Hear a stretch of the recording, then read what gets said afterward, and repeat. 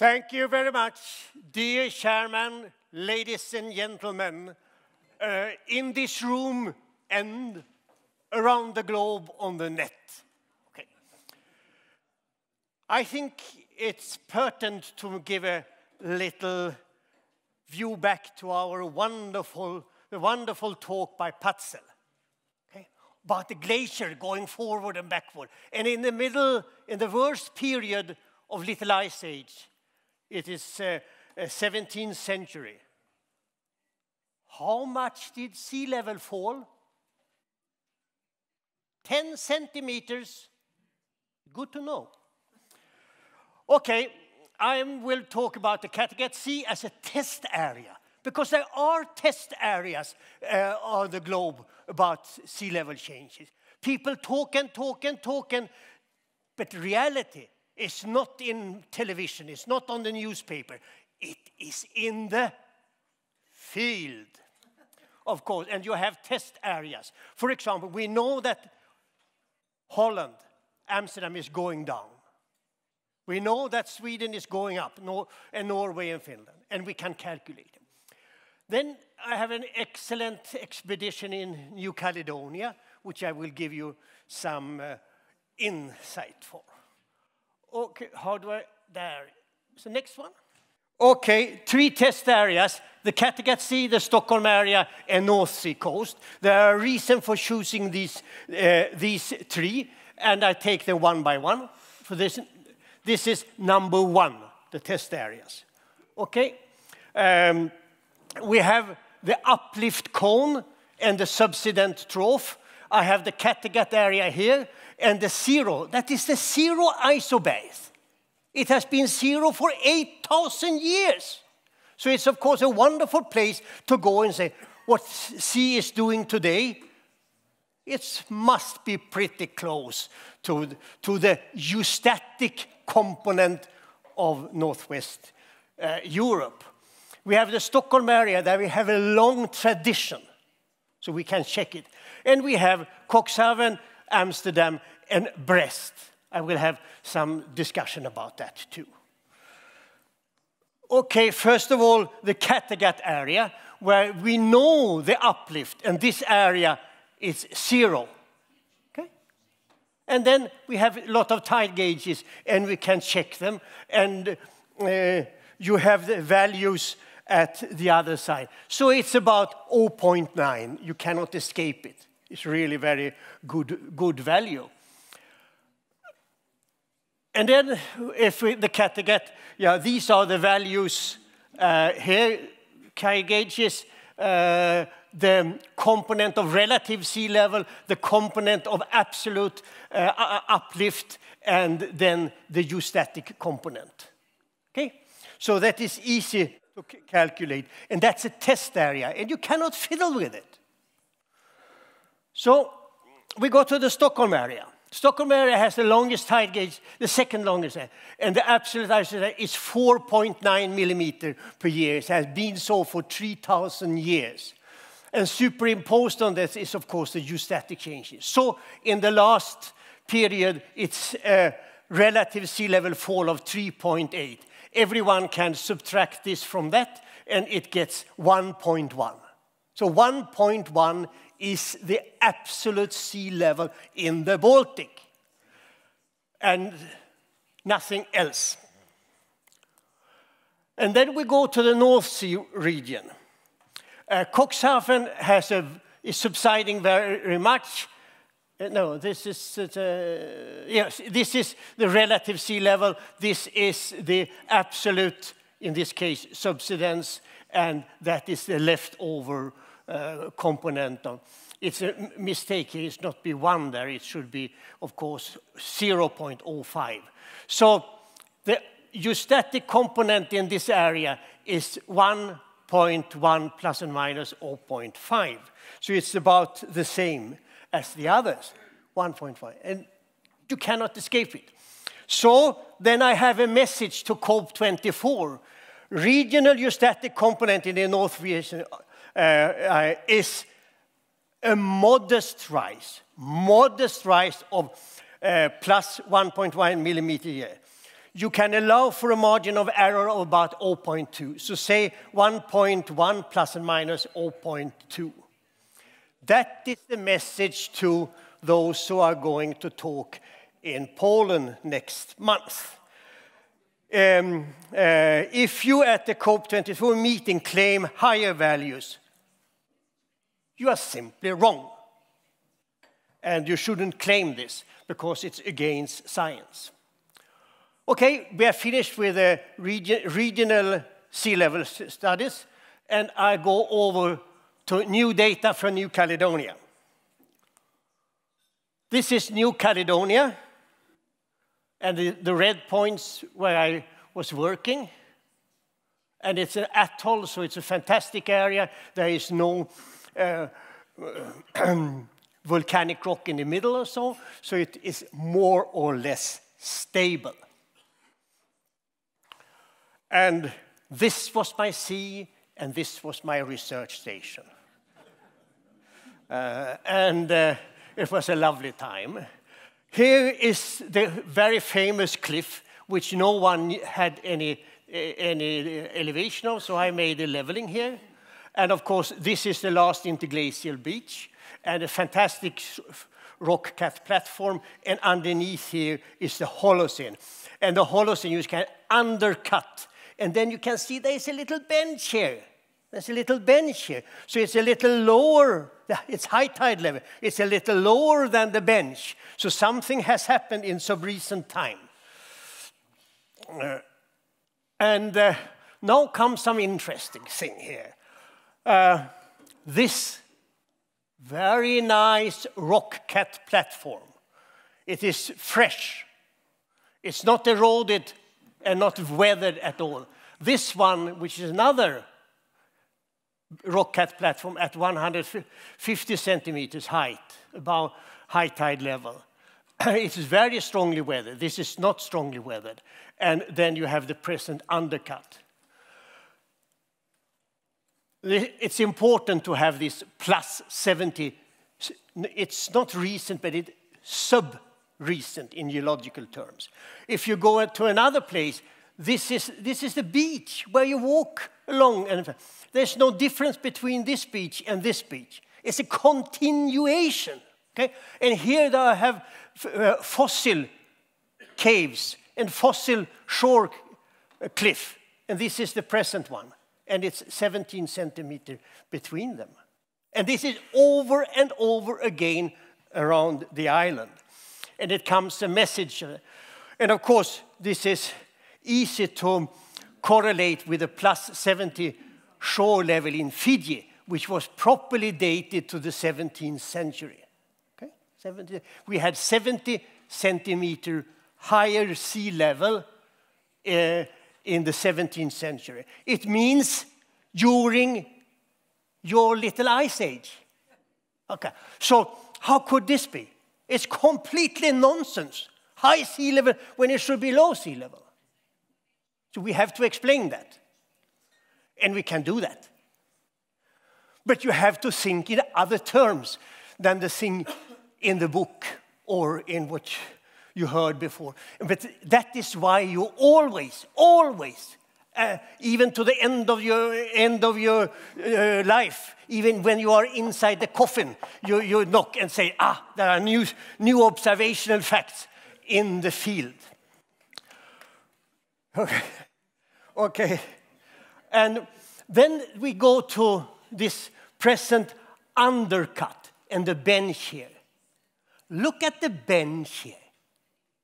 The high tide doesn't go there. You can see from the coloring.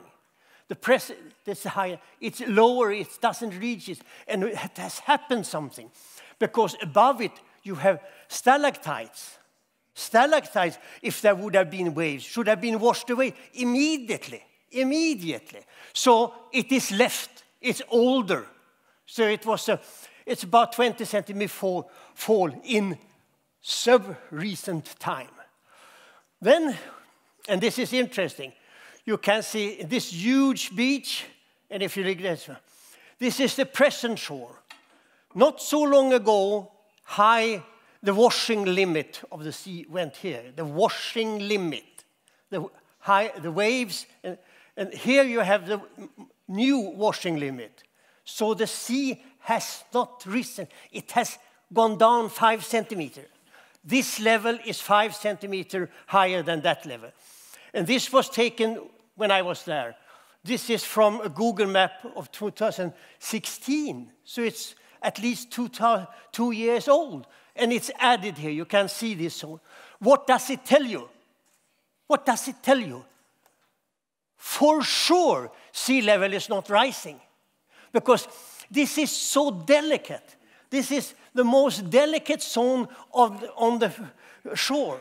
And immediately the waves would have washed it down. So this is a fantastic thing to say, no, whatever the other guys say, it's simply wrong. They haven't been in the field. And this is much, much superior to tide gauges, which have their own problems because of the location. Okay. So, message to COPE 24. I read it. Sea level changes are not at all as it's being claimed by the IPCC. There is no scientific base for claiming that sea level is rapidly rising and maybe even in an accelerating mode. The globe changes are dominated by rotational eustasy. A modest rise in the north, stability in the equatorial area. The driving force is planetary beat on the sun and the Earth-Moon system. CO2 should simply be left out as a direct or indirect driver of sea level changes. So what people say, you know, sea is up and down, up and down.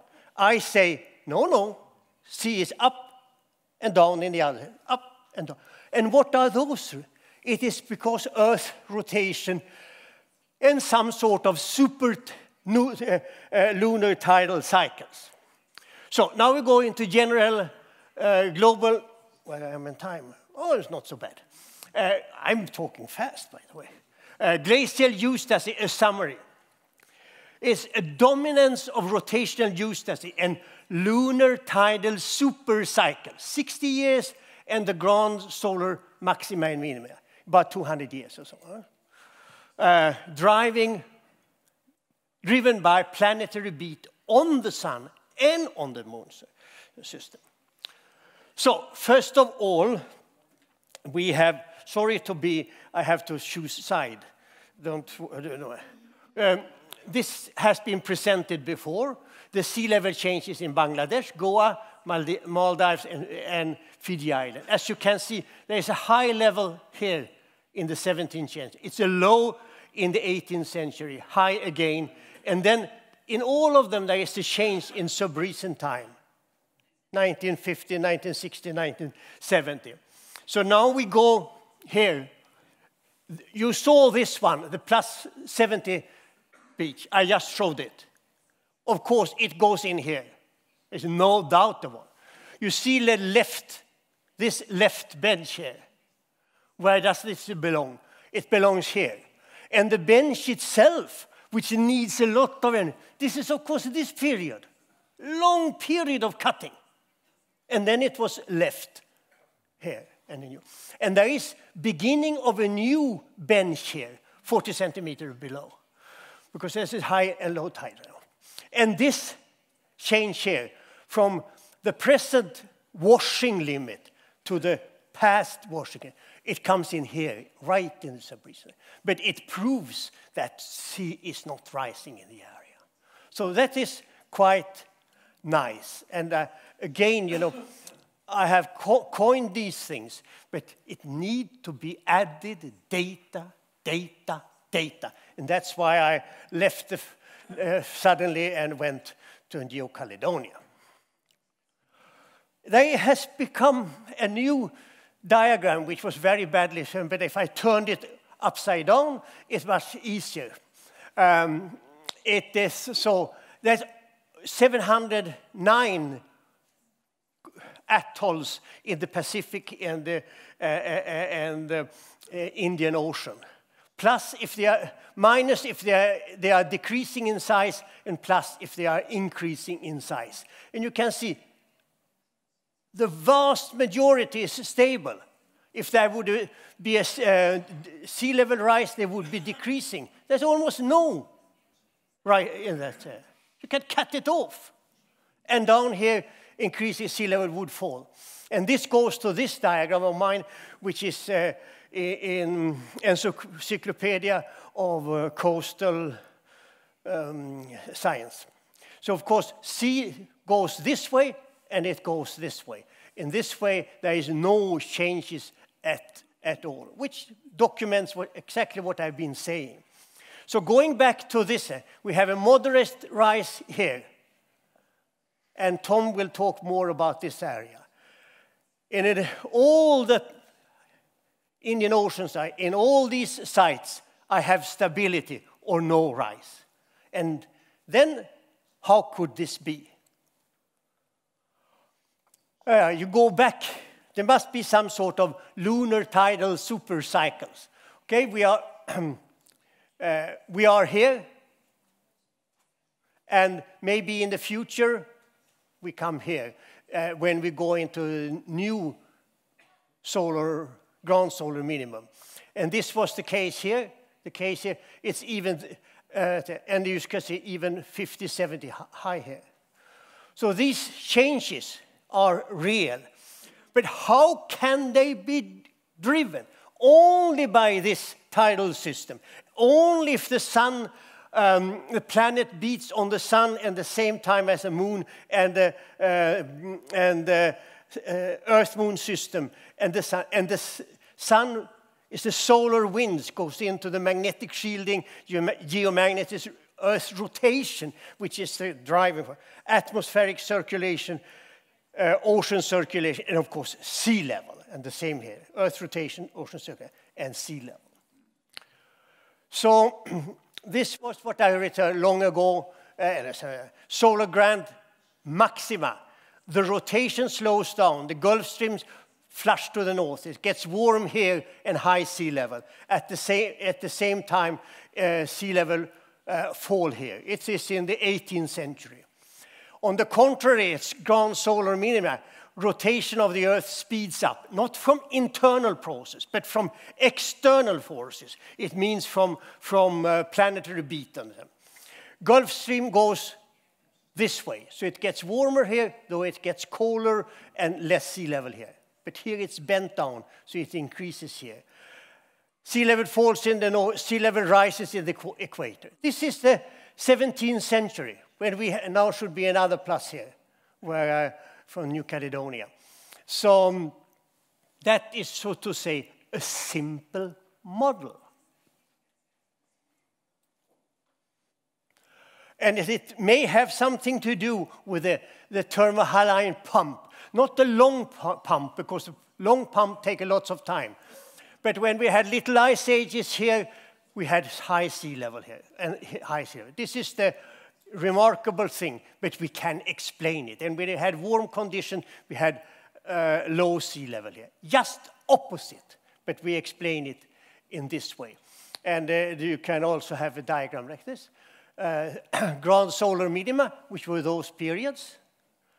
And we will have another one here, which one should go away there. So it is cold here, it's warmer here, and it's warm in this area. And with a ground solar maxima, it's warm and nice here, and we look forward to this place, but we will have this place in the near future.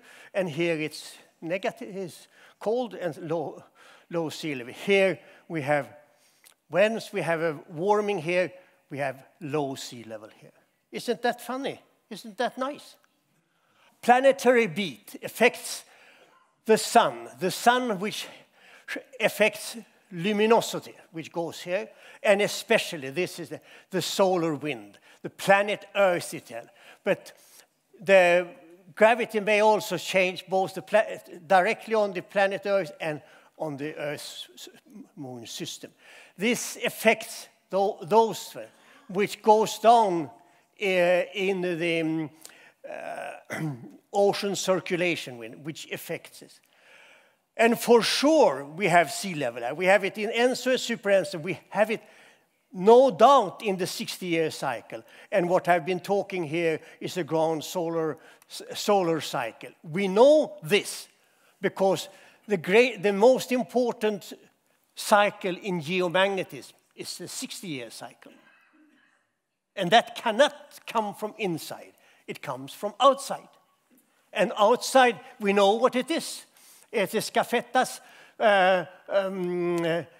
beat of Jupiter and Saturn. It's just fantastic. So when we are talking, the things I talked about to you, we go back, you have to explain it by those motions. So I have this circulation, very important. The wind, of course, which is also driven by geomagnetism, as Busha showed long ago, with pressure and wind.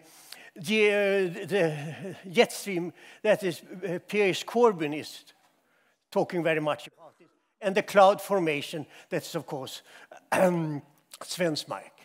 And then the direct luminosity. I don't think one should say 1, 2, 3, 4. It's of course all of them working together. Most people love to have one factor, and especially for their own factor. I have this factor, but I'm surely saying that all these factors work. But in sea level, this is the dominant factor. And the dominant factor is important. And it was important that it was dominant for the last 500 years. And so it is. But for those which meeting in Poland soon, they don't understand anything of that. Ocean oscillations, these oscillations. The previous figures illustrate the generation of oscillation. Pressure, gravity, and rotation, ocean circulation. The 60-year cycle and ground solar changes in shielding provide firm evidence of the simultaneous interaction of solar wind with the Earth magnetosphere. Ground solar cycle also generate lunar tidal supercycles, changing the thermohaline pump, which is important, I think. But this is the system which operates. There is no place for CO2. We should have a big garbage pan somewhere where we put CO2. But it's nice for the flowers. Message to COP24. Watch out, much of what you are claiming falls well outside the frames of realistic sea level changes in the pink field of nonsense. Here. Do you see frames? We must work as scientists within frames. We have the frames of physical laws. It takes time to melt ice. Okay? You cannot say that ice melts within minutes or so. Patzel showed that 10,000 years ago we had temperature as today. And in our region in Scandinavia, 9,500, the present values was reached. Still, and sea level was 20 meters below. It took 5,000 years till sea level was at the present. That gives you an impression of the time of ice melting. At the previous year's Nobel Prize dinner, they had beautiful ice cones on the table. Okay. And they didn't melt in 6 hours, despite the heat, transpiration, and alcoholic thing. So that's remarkable. So the person who decorated the table, he or she knew the physical law of ice melting. But these idiots which are writing papers about sea will rise within a few weeks, or especially it will by 2100 be meters. That's absolutely nonsense. So it's left out. And the other, accumulated knowledge. Up, back again. Back again, thank you. Okay, back again. No way I would want to back. Could you go back one? I have 8 minutes left, you see. Could you go back one? No, back. Yeah. No. How can I do it on the things? No, I cannot do it. Yeah. Okay, fine. Accumulated knowledge. Yeah, I have presented to you accumulated knowledge. Rotational use, as you said. We have always to expand this. And then observational fact. Yeah, we have always to go out in the field to get better and better data. And then, of course, ethical principles. God, ethical principles. You know. Wow. There are things you can say and there are things you shouldn't say. But those people here, which I address, they are in the pink field of nonsense. Okay, that was it. And then now I'm ready. Finished. Many thanks for listening, dear sister and brothers of climate realism.